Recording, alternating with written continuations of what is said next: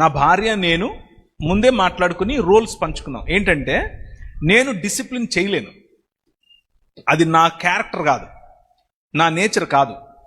Disciplining అనేది నా చేత కాదు, అది ఆమె చేస్తుంది. బెత్తం పట్టుకోవాలన్నా వాళ్ళని ఇరగదీసేయాలన్నా ఆమె. నేను వాళ్ళకు బిస్కెట్ కొనిచ్చటమో చాక్లెట్ కొనిచ్చటమో ఇలాంటివి నా పని. ఇది ముందే మాట్లాడుకున్నాం. చదువు చెప్పాలి ఆమె చెప్తుంది. చదువు అంటే టైమింగ్ పెట్టి కూర్చొని చదవండి మీరు అని చెప్పేది ఆమె. చెడగొట్టే పని నాది.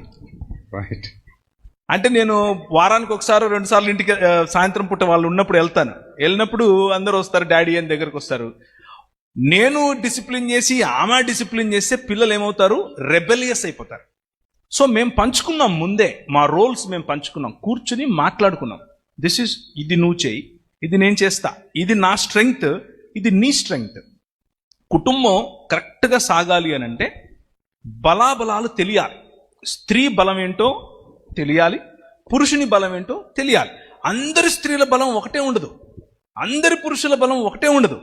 కొందరు పురుషులు సున్నిత మనస్కులు, వాళ్ళకి ఆ పనులే ఇవ్వండి. లేదు నువ్వు పురుషునివి కాబట్టి నువ్వు బలంగా ఉండాలి, నువ్వు గట్టిగా చేయలేడు ఆయనకి ఇవ్వద్దు అది. ఆయన సున్నిత మనస్కుడుగానే ఉండనివ్వండి. కొందరు స్త్రీలు దాన్ని ఏమంటారు, ఇమోషనల్గా చాలా స్ట్రాంగ్ ఉంటారు, చాలా స్ట్రాంగ్. అలాంటి వారికి ఫైనాన్షియల్ మేనేజ్మెంట్ అనేది వారు చేయాలి.